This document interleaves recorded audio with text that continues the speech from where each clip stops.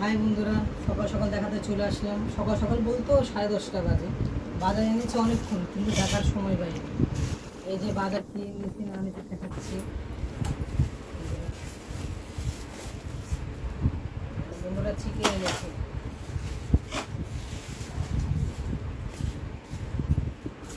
এই যে বন্ধুরা এখানে চিকেন, অনেকটা চিকেন এনেছে, অনেকটাই। আর বন্ধুরা কারেন্ট ছিল না, খুব কষ্ট হচ্ছে এত গরমে। এই যে ক্যাপসিকাম, এই যে গাজর, না এটা শসা বলে, এটা গাজর, এটা বিট,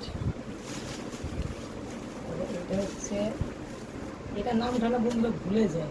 হ্যাঁ, এটা বিনস।